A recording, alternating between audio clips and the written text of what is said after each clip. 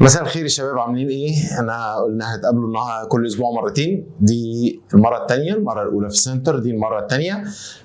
هنتكلم شويه على اللي خدناه، هنراجع بسرعه وبعدين نحل اسئله، وفي وسط الاسئله كمان هكمل بقى واقول الجزء اللي انا عايز اقوله النهارده. النهارده هنحل الاسئله اللي نزلت من وزاره التربيه والتعليم اللي هي حاجتين، هوم ورك والويكلي اسسمنت. والويكلي اسسمنت للاسف كله عباره عن اساي كويشنز، هنحلهم برضو مع بعض. الموضوع سهل، احنا لسه في اول حاجه، يلا بينا.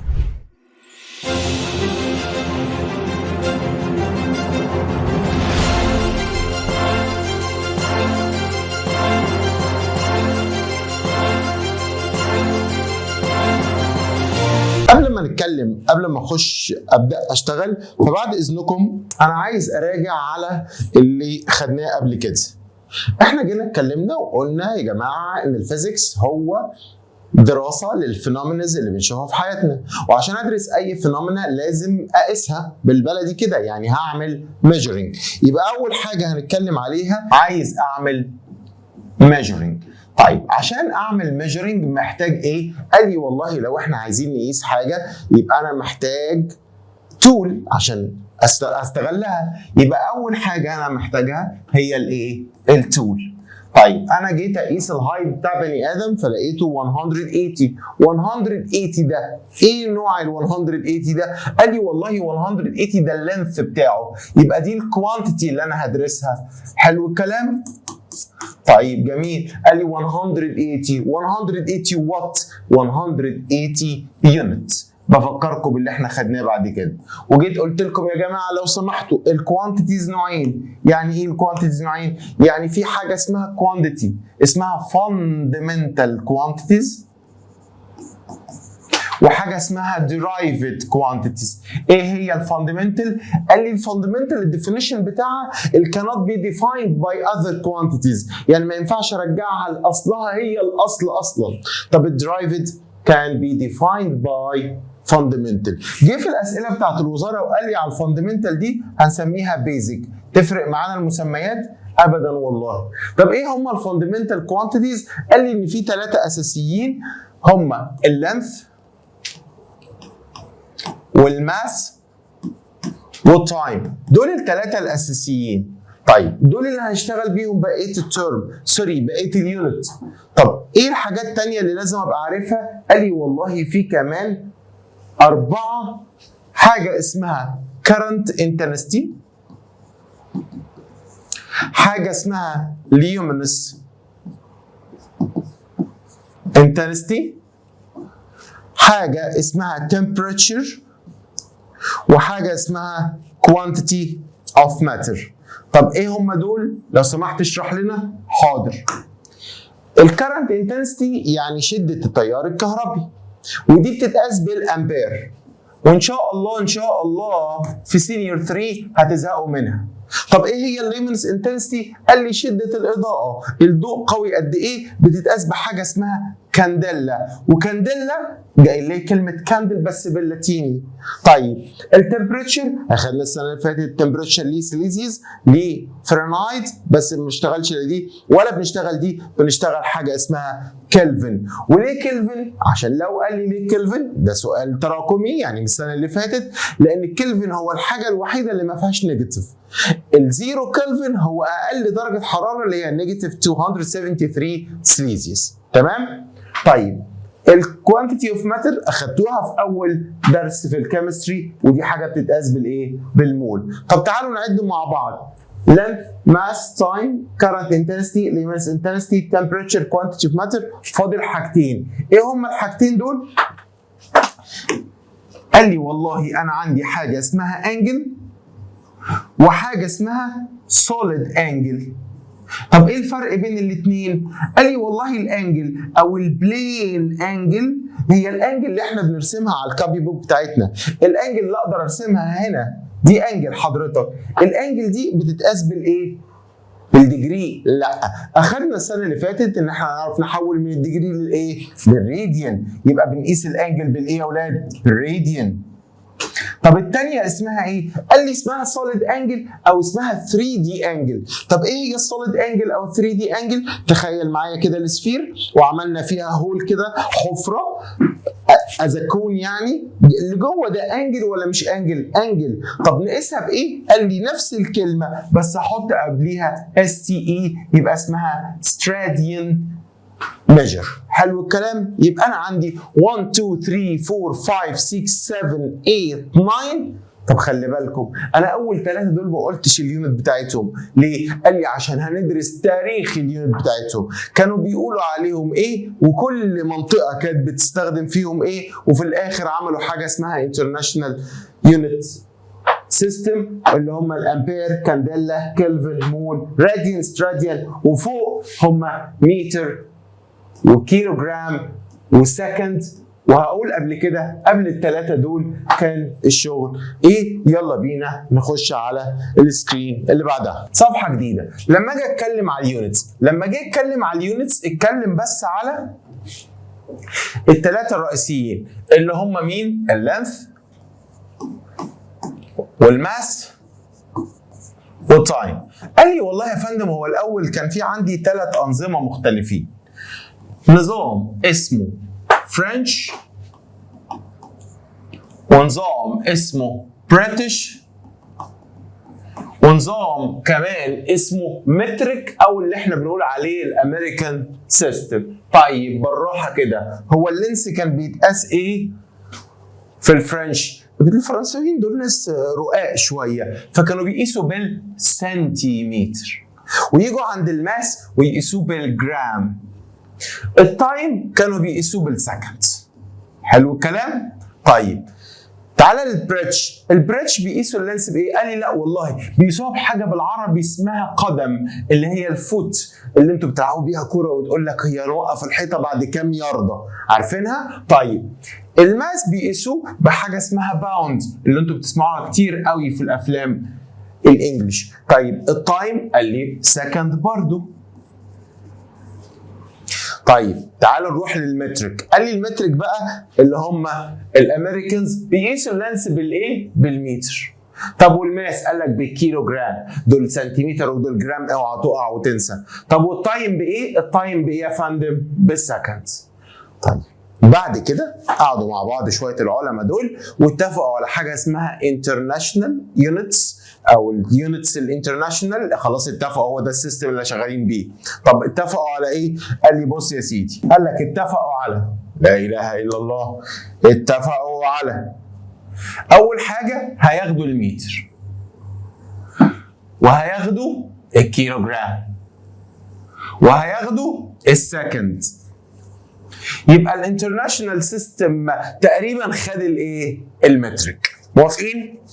في الاسئله بتاعت الوزاره هيجي لنا كمان شويه هو مسمي دي ام كي ام سي وفي اف ام سي. هنمشي واحده واحده كده وافهمكم الدنيا وهي ماشيه. طيب انا كده خلاص اتكلمت على اليونت، ارجعكم للصفحه اللي قبليها. بصوا فين الصفحه اللي قبليها؟ الصفحه اللي قبليها كنت انا قايل ان عندي كوانتيتي وقايل عندي تول، وقلنا هجي لها رسمه، وبعدين قلنا عندنا ايه؟ يونت. وخدنا كمان في الليسن بتاعنا هاو تو كونفرت. افكركم بالكونفرشن. تعالوا نكمل الكونفرشن نقوله تاني. الكونفرشن قال لي انا عندي متر او جرام او سكند، دول اللي في النص. عايز اروح للي اصغر منهم. اول حاجه عندي اسمها برافو ملي، ام مايكرو، ام ميو اللي هي الام المدلعه، وبعدين نانو ان، وبعدين بيكو بي، وبعدين فيمتو اف. صغير صغير صغير، اصغر اصغر اصغر خالص. طب تعالى للاكبر، كيلو كي، ميجا ام كابيتال، جيجا جي كابيتال، تيرا تي كابيتال. طب هنتحرك ازاي؟ قال لي والله وانت رايح من الكبير للصغير اعمل تايمز 1000 اللي هي تايمز 10 to the power 3. طب لو انت راجع من الصغير للكبير اعمل divided 1000 اللي هي times 10 بس الباور بتاعها ايه؟ نيجاتيف 3. ما تنساش ان انا عندي هنا 2 قد شويه، عندي هنا حاجه اسمها دي سي اختصارها دي، وحاجه اسمها سنتي واختصارها سي. حلو الكلام؟ موافقون؟ موافقون. يلا بينا نروح نحل الاسئله اللي انا محضرها لكم اللي هي الاسئله بتاعت الوزاره. يلا بينا. بيقول لي which of the following is fundamental physical quantities. يلا بينا نقرا مع بعض. The speed. والله اول ما تسمع كلمه speed افتكر الكلمتين اللي هقولهم لك. السبيد دي معناها، السبيد معناها ايه؟ distance او displacement over time. لا هي السبيد معناها distance. انا كتبت غلط، همسحها واكتبها صح عقابا ليا. هكتب distance over time. هي مستر هي تفرق كمان شويه هنعرف ان في حاجه اسمها سبيد وحاجه اسمها ايه؟ velocity. والvelocity هي اللي displacement over time، وهنعرف الفرق يا اولاد بعد كده ما بين الديستنس والايه؟ والديسبليسمنت. تمام؟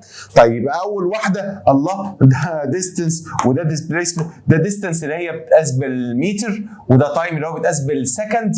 طب ما دول حاجتين، الحاجتين دول فاندمنتال، خدنا منهم حاجه يعني استخدمناهم عشان نطلع حاجه، يبقى الحاجه دي ديرايفد، وهو هنا بيسالني على الفاندمنتال، يبقى هقول له اول واحده غلط. طب تعالي تاني واحده ذا راديوس. والله انا عارف ان الراديوس ده لينث، يبقى اللينث ده فاندمنتال، بس ما اقولش الاجابه كده، لازم اكمل القرايه. The air pressure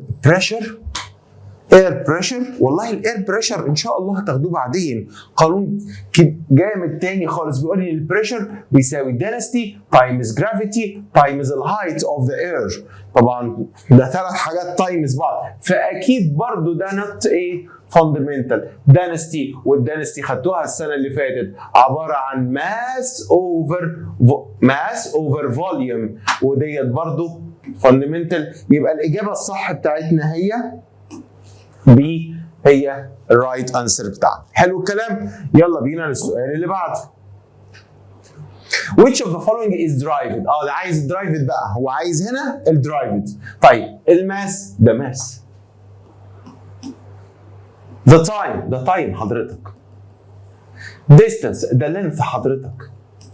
اخر حاجه ايه؟ الويت. وسؤال جميل جدا، هو الويت يا مستر مش هو الماس؟ لا انا اكدت عليكم ان الويت، وقبل ما اسئله الوزاره تنزل قلت لكم ان الويت عباره عن ايه؟ عباره عن ماس تايمز acceleration due earth، او اللي احنا بنسميها gravity اللي هي الجي. حتى قلنا ان الويت equal mg.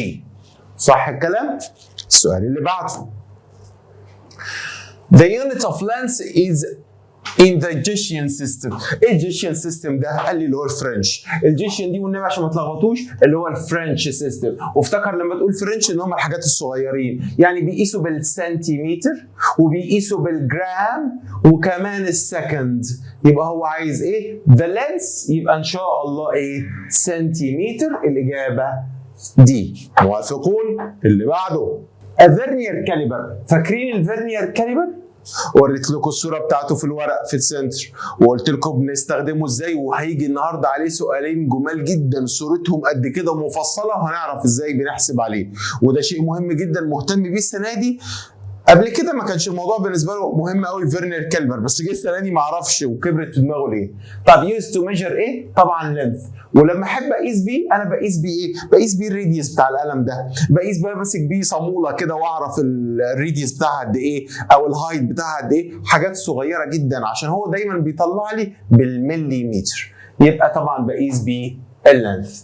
طب الماس؟ لا الماس دي حاجات تانية. السبيد بيقيس حاجتين، لينث وتايم، والتايم طبعا بنقيس بحاجات تانية. يلا بينا. If speed equal distance over time، كتب لي الرول اللي انا لسه كاتبها لكم من شوية. عايز ايه طيب؟ What is the unit of speed in the British system؟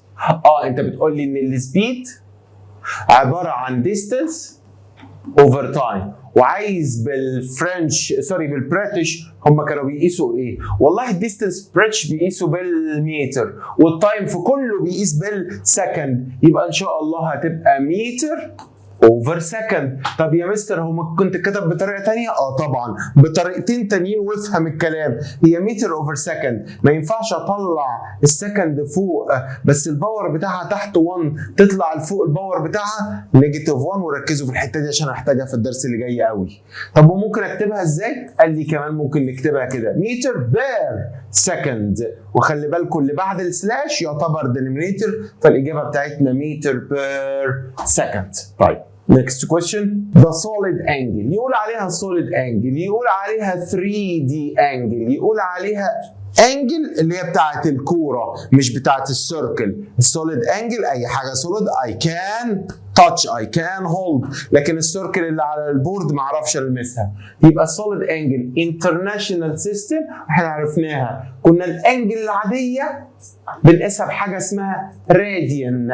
امال ال 3 دي انجل او السوليد انجل كنا بنقيسها بايه؟ كنا بنحط اس تي في الاول ونكتب راديان، يبقى هي اسمها ستراديان اس تي اي عشان بس السبيلنج والناس اللي بتزعل منه. يلا بينا نروح للسؤال اللي قلت لكم عليه بتاع الفيرنير كاليبر.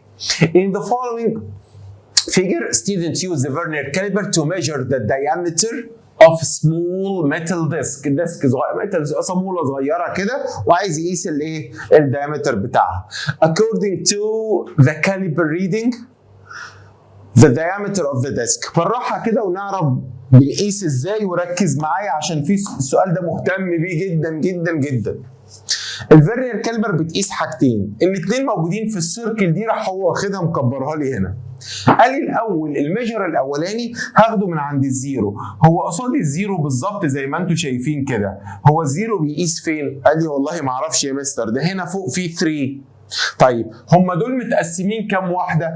طب ما تعد فوق اي واحده متقسمه كام واحده؟ قال لي متقسمين 10 قطعة. طيب 10 بليسز، يعني قبل ال 3 في كام؟ قال لي في 2.9 وفي 2.8، يبقى الساين دي معناها 2.7. طب هو بتوين ال 2.7 وال 2.8 هكتبها لكم بالراحة هنا، امسح بقى ما تحرجنيش. هنا 2.9 وهنا 2.8 وهنا 2.7، هو بتوين ال 2.7 وال 2.8. قال لي يبقى انا هاخد 2.7 عشان خاطري. هو 2.7 وحته، كلكم موافقين، يبقى بعد ال 7 هيبقى في حاجات صح؟ طيب بس ما تنساش اليونت. اجيب اليونت منين؟ اهو حضرتك اليونت بالسنتيمتر. موافقون؟ طيب انا الحته دي هجيبها منين؟ هو 2.7 كانت هنا، طب الحته دي هجيبها منين؟ هروح ادور على الخطوط اللي بعد كده. انا عندي خطوط من فوق وخطوط تحتيها من تحت، وهدور على الخط اللي من فوق قصاده من تحت مظبوط جدا. ركز معايا قوي في الفيرنير كاليبر، هدور على الخط اللي من فوق قصاده من تحت. بص ده كده، لا ده بعيد عن ده، ده بعيد عن ده، وده كمان بعيد. ده مظبوط، اهو الخط ده اللي مظبوط صح؟ لا ده بعيد بعيد بعيد برضه، معوج شويه. يبقى الخط الوحيد ده معوج. هو الخط ده عند كام؟ والله اللي متقسمين من 0 ل 5، يبقى اكيد ده عند مين؟ عند ال4. يبقى هحط بعد ال7 نمبر 4، يبقى ال4 ده السكند ديسيمال. مش فارقه معايا بقى سكند ديسيمال ثيرد ديسيمال، المهم انا بعد الرقم اللي هنا اللي انا خدته من هنا اللي هو 2.7 هحط بعديه الرقم اللي الخط فيه ماشي مع الثاني، بس دول 2.74 سنتيمتر. والله لو سأل لي سنتيمتر هقول له 274، لا ده بص 24.7 اقول له غلط. سنتيمتر 2.74 ده 27 اقول له غلط. يبقى هنجرب نحوله للمليمتر. فاكرين يا جماعه الفرق بين السنتيمتر والمليمتر على الخريطه بتاعتنا؟ كانت عشان انزل من السنتيمتر للمليمتر كنت بعمل من الكبير للصغير، يبقى اعمل تايمز 10 واحده بس. لو عملت الرقم ده تايمز 10 هيبقى 27.4 مليمتر، اللي هي الإجابة بتاعتنا 27.4 الإجابة سي. وأكيد هيجي لك في الويكلي أسسمنت سؤال زي ده، وأكيد هيجي لك في امتحان الشهر برضو نفس السؤال اللي شبه ده. إزاي نقرأ؟ هقول تاني. طب قول تاني ليه؟ ما ترجع الفيديو واتفرج عليه. يلا بينا. When measuring the mass of a gold ring، انا عايز اقيس ماس بتاع جولد رينج. ماس جولد، اما رحت انت اشتريت جولد رينج ورحت تقيسه، هتقيس الماس بتاعه ازاي؟ هتحطه على البالانس اللي هو بيقيس الخضار، ولا هتحطه على حاجه اسمها قلنا عليها ايه؟ سنسيتيف بالانس. برافو عليك، سنسيتيف بالانس. مفيش سنسيتيف بالانس. خلاص اختار اقرب حاجه ليه. هو السنسيتيف بالانس ده مش ديجيتال سكيل بس سنسيتيف؟ طب ما اللي بنقف عليه نوزن نفسنا هو الديجيتال سكيل، بس مفيش سنسيتيف، يبقى اقرب حاجه الديجيتال سكيل، ما تلخبطش نفسك. السؤال اللي بعده. The appropriate tool to measure swimming race time. عايز يقيس التايم. التايم بقيسها بايه؟ بالميجرنج تاب. الستوب واتش اكيد. اللي بيلعب فيكو سباحه عارف ان المدرب قاعد فوق وعايش يعيش في الستوب واتش زي ما احنا بنلعب في الموبايل، يبقى هو الاجابه بتاعتنا ستوب واتش. الاور جلاس يا جماعه اللي هي عامله كده. سوري، كده كده كده كده، واستنى الرمله لما تنزل من هنا تنزل تحت، هو ده الاور جلاس. طبعا ده مش بتاع قديم والديجيتال سكيل ده اللي بنقيس بيه الماس اللي احنا لسه متكلمين عليه في السؤال اللي قبله. طيب the gram is the unit of mass. الجرام unit of mass طبعا، بس الجرام ده حاجه صغيره، يبقى بنفتكر بيه مين؟ الفرنش، او اللي احنا قلنا عليه جاشيان سيستم. فهو هنا بيقول لي في which system، هقول له في الفرنش سيستم. السؤال اللي بعده. the second in the unit of time.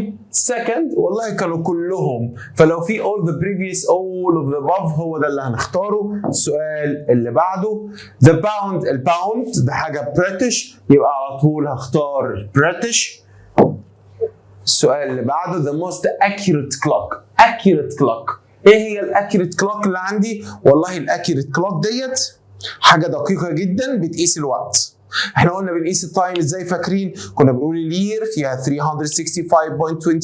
day، يبقى تايمز 365.25 تايمز 24 تايمز 60 تايمز 60 عشان اوصل للسكند تايم بالظبط. بس احنا في حاجه مهمه جدا بتقيس الاكيوريت كلوك وهتكلم عليها النهارده بالتفصيل، اسمها اتوميك كلوك، بس ما ينفعش نستخدمها في البيت، وهوريها لكم صورتها وليه ما ينفعش نستخدمها في البيت. طيب complete the following table with suitable physical quantities or unit to measurements.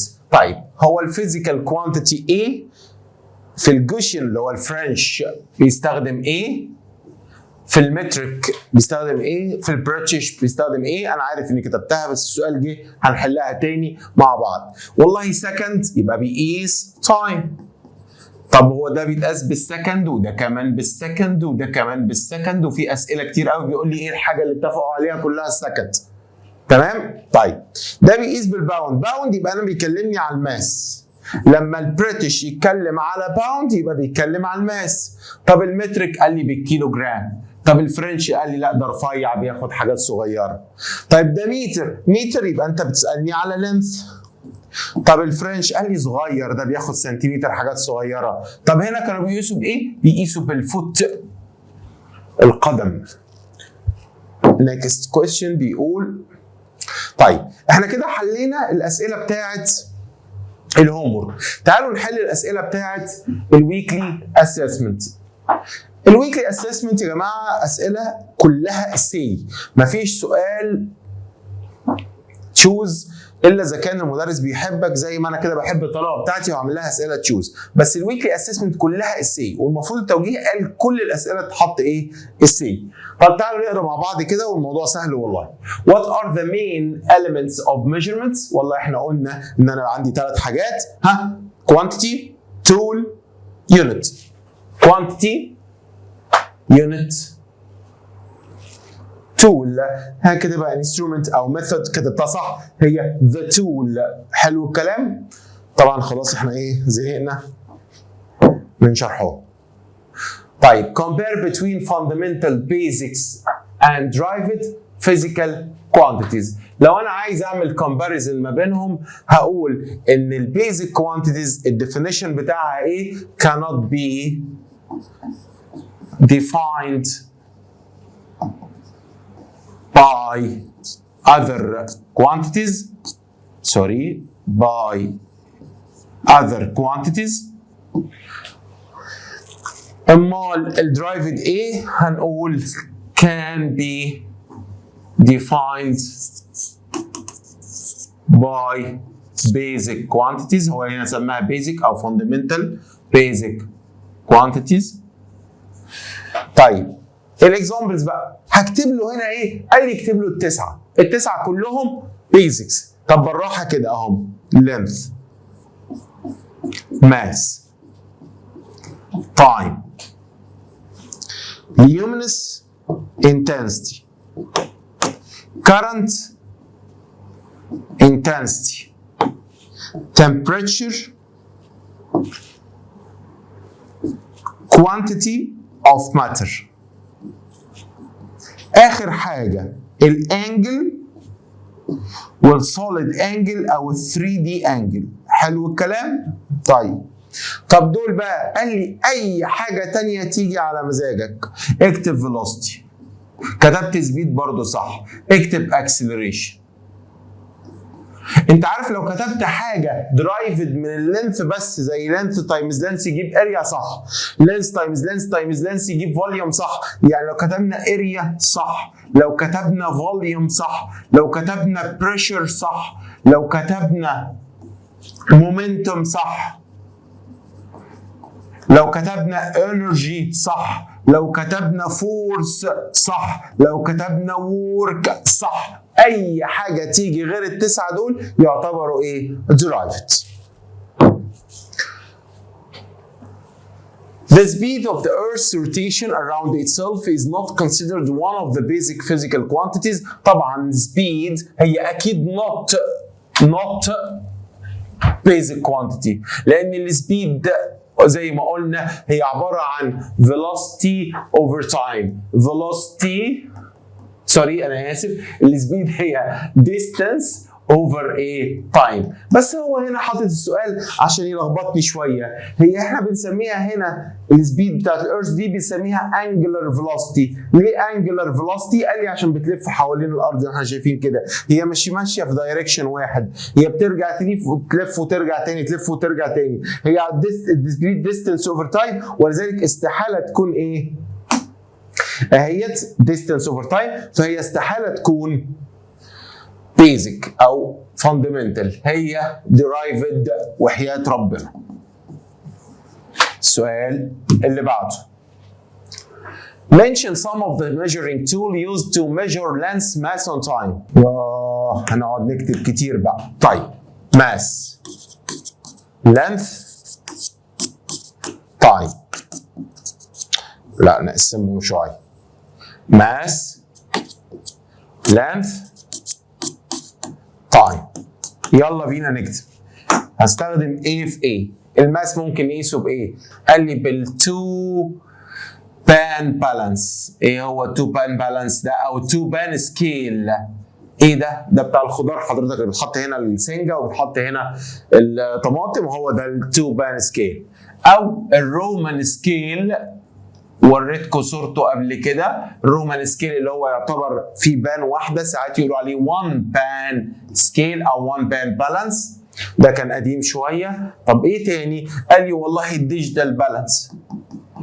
الديجيتال بالانس اللي هو عند فتح الله اللي حضرتك بتحط عليه ويقول لك 3.22 كيلو جرام.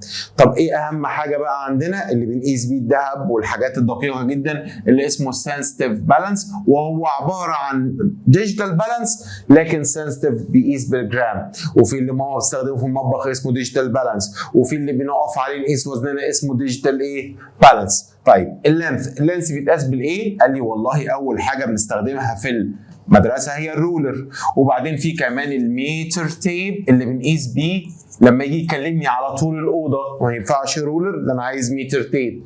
لما يجي يكلمني على الموبايل لينث انا عايز رولر. حلو الكلام، ما ينفعش ميتر تيب. طب عايز حاجات صغيره يبقى في حاجتين: الفيرنير كاليبر اللي احنا لسه واخدينها وعرفنا ازاي هي بتستخدم، وحاجه كمان اسمها مايكرو ميتر، ودقيقتين كده هوريكم على طول صورته. طيب التايم بقى في حاجات كتير قوي. اور جلاس اللي انا قلت لكم اللي فيها الرمله دي، وساعات بيسموها ساند جلاس عشان فيها رمله يعني. طيب في ايه تاني؟ الكلوك العادي اللي انت معلقه على الحيطه. في كمان الايه؟ الستوب ووتش، ودول بنستخدمهم كلهم عشان، او الديجيتال كلوك لو عايز تكتب.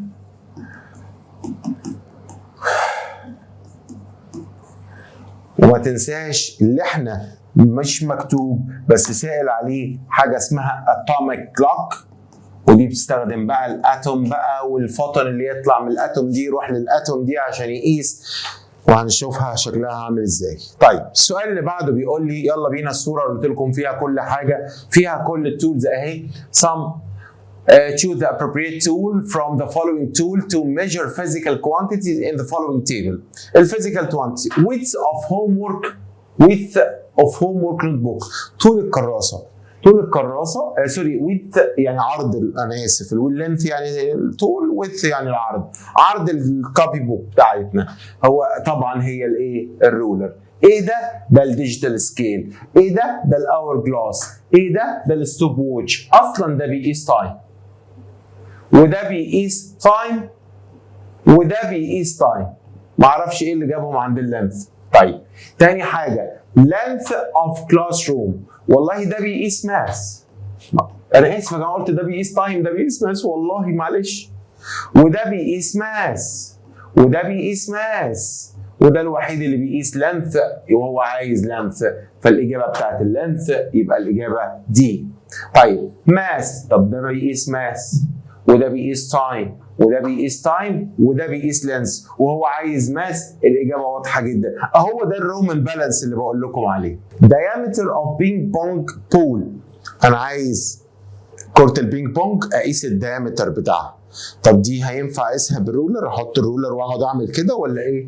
قال لي لا، انا ممكن استخدم الفيرنير كاليبر او المايكروميتر اهو، يا ده يا ده. لو الاثنين استحاله يتحطوا في سؤال واحد لان الاثنين ينفعوا، فانا هستخدم طبعا الفيرنير ايه؟ كاليبر. ده بيقيس لينس بس ما ينفعش والله، ده بيقيس تايم وده بيقيس ايه؟ تايم. diameter of thin wire، سلك رفيع. لما اجي اقيس سلك رفيع يبقى اكيد هستخدم الايه؟ المايكروميتر. لكن الستوب ووتش ده بيقيس تايم، وحضرتك ده بيقيس ماس، وده بيقيس لينس بس ما ينفعش، عشان هقيس ازاي يعني؟ فهمنا يا جماعه؟ وشفتوا صور التولز بتاعتنا ايه؟ ما هو دي التولز اللي موجوده في كتاب المدرسه. اوكي؟ يلا بينا. السؤال اللي كنت بقول لكم عليه الاختصارات الغريبه اللي هو كاتبها. Complete the following table with the appropriate information. والله بيتكلم عن physical quantities، وهنا physical quantity وphysical quantity physical quantity. طب ايه physical quantities بقى بتاعتنا؟ قال لي والله لو انا بتكلم عن المتر يبقى ده length. موافقين؟ طب لو بتكلم على السكند اكيد يبقى ده time. لو بتكلم على الجرام يبقى ده اكيد ماس. موافقون؟ طيب الجرام في الجيشيان سيستم الفرنساوي يبقى الجيشيان سيستم في التايم سكند. طب الجيشيان سيستم في اللينث يبقى سنتيمتر. تمام؟ طب ده ايه؟ قال لي ده البريتش سيستم. البريتش سيستم. طب البريتش سيستم في الماس بيقيس بالايه؟ بالباوند. طب البريتش سيستم في التايم بيقيس بالسكند، هنا كلهم بيقيسوا بالسكند. طب البريتش سيستم في اللينث بيقيس بايه؟ قال لي بالفوت. موافقين؟ طيب فاضل عندي ايه؟ قال لي والله هو الماس في المتريك سيستم بيقيس بايه؟ المتريك سيستم بيقيس بالكيلو جرام. هو ده السؤال اللي كنت بقول لكم عليه، حاطط اختصارات غريبه جدا. يلا بينا. What is the unit of measurement of electric intensity؟ الالكتريك intensity يا اولاد الرمز بتاعها اي. حلو، لكن اليونت بتاعتها اسمها امبير واختصارها A وتتكتب A كابيتال، وفي عندي يونتس بتتكتب بالكابيتال زي الامبير، وفي يونتس بتتكتب بالسمول زي المتر. طب اشمعنى يا مستر ده وده؟ قال لي والله اللي اسمه على اسم عالم، شخص زي الامبير زي الوات زي باسكال، دي لازم اكتبها كابيتال عشان احنا بنكابيتالايز الايه؟ الاسامي الناس. لكن المتر الجرام بيكتبوا سمول. تمام؟ طيب اليومنس انتنستي بتتقاس بايه؟ قال لي دي بتتقاس بحاجه اسمها كانديلا، وكلمه كانديلا معناها كاندل بس باللاتيني، يعني هي اللي بتقيس الاضاءه يعني.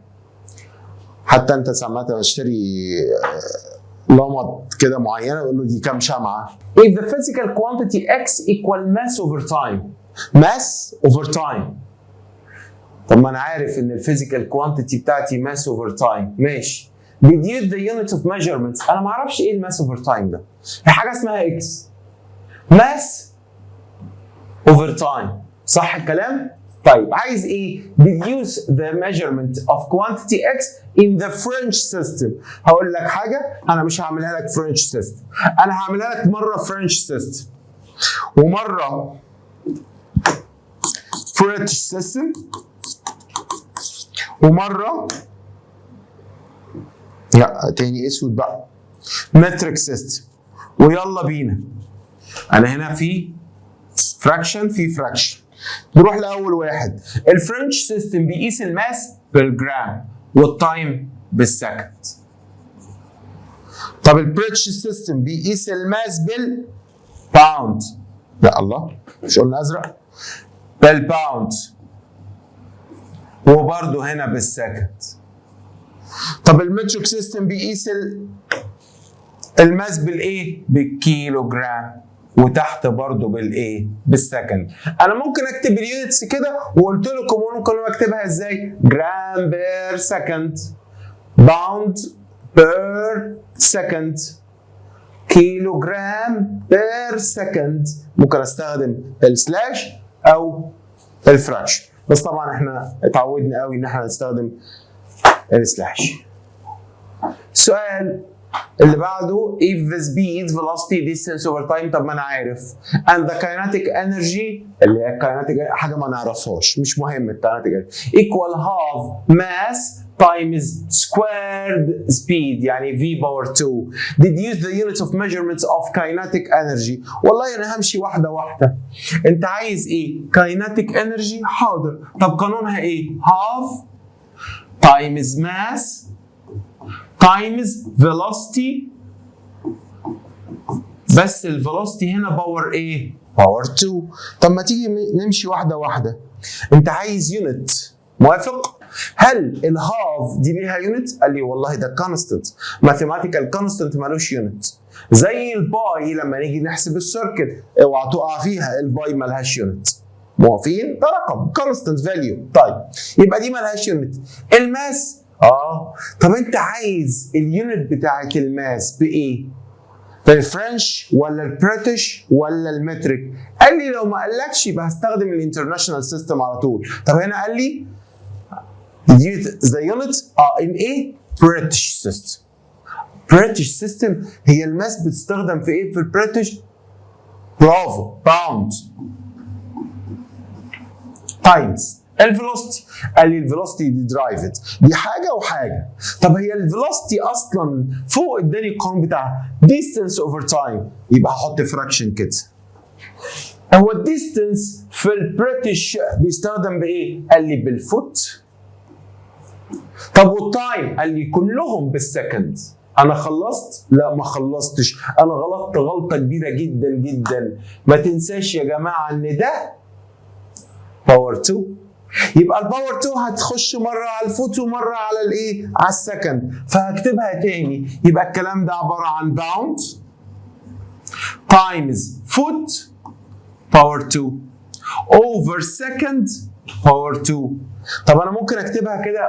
ممكن اكتبها كده وخلصت. طب ممكن اكتبها حاجه تانيه، هكتب الباوند تايمز دوت يعني تايمز مين؟ الفوت، بس الفوت باور 2 ديفايدد هحط سلاش واكتب سكند باور 2.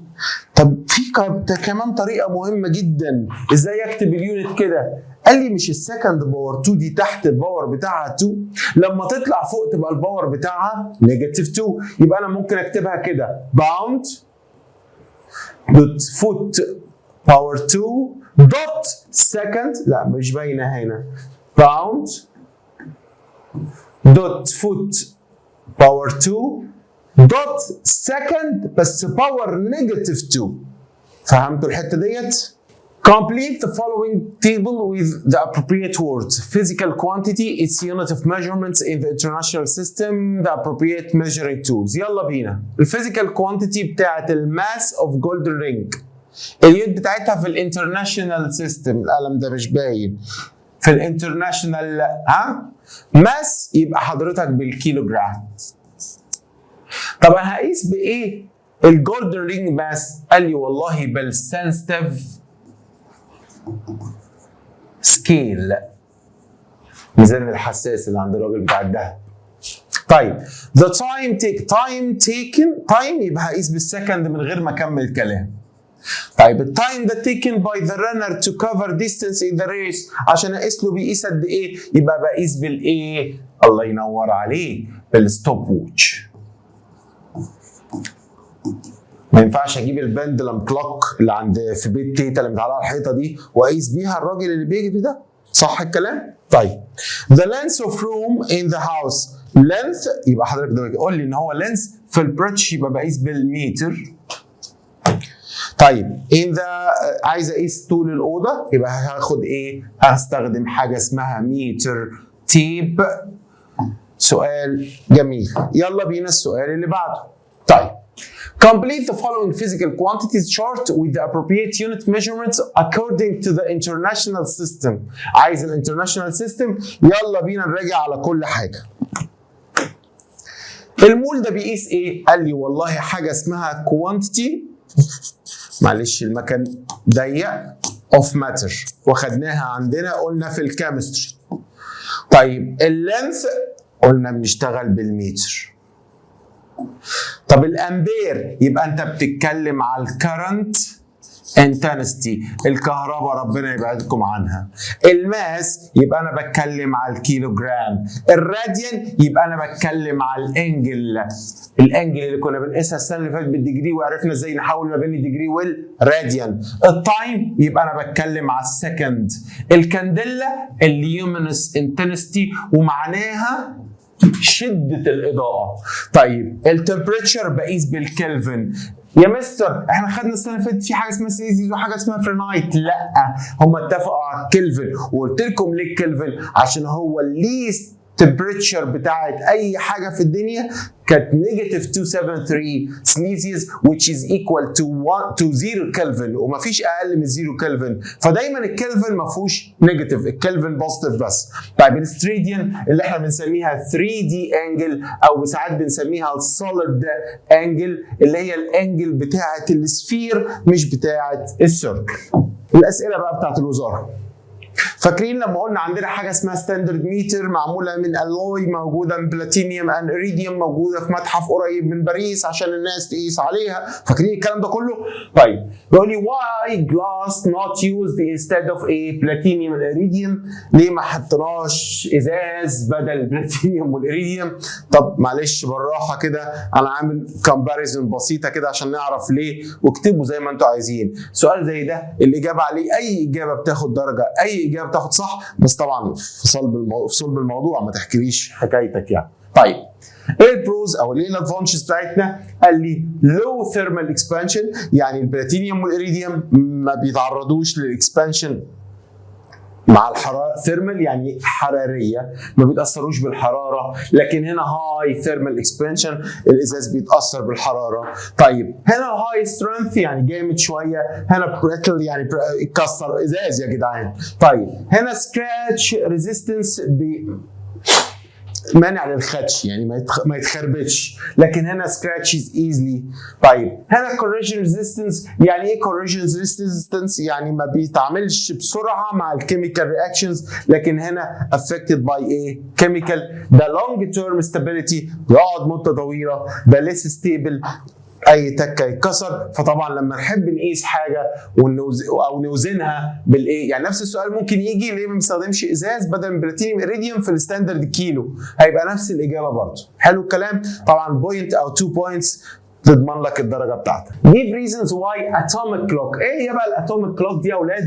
قال لي دي كلوك كبيره كده محتاجه مبنى لوحدها تتحط فيه عشان بتقيس الفوتون اللي بيطلع من هنا يروح هنا، حاجه كده جامده جدا جحده جدا.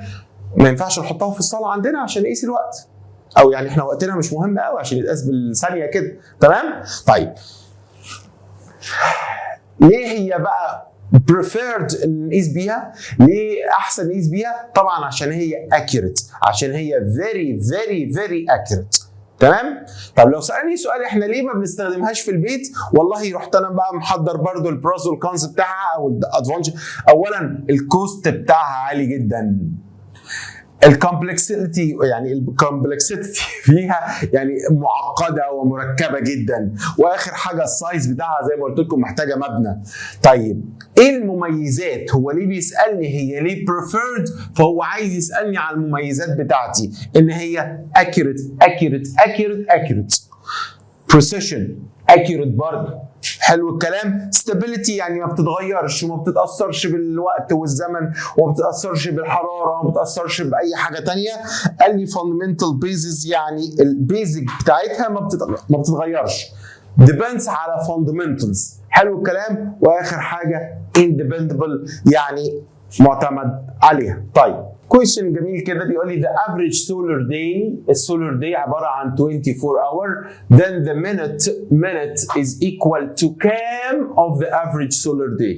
بعد اذنك هو عايز يقارن ما بين المينت وبين الداي، حط ريليشن mathematical relation فيها داي ومينت. طب هو 1 day equal كام مينت؟ قال لي والله الاول هعملها تايمز، هاخد الرقم اللي هو 1 ده اعمله تايمز 24، انا كده حولتها لاور، وتايمز 60 انا كده حولتها لمينت.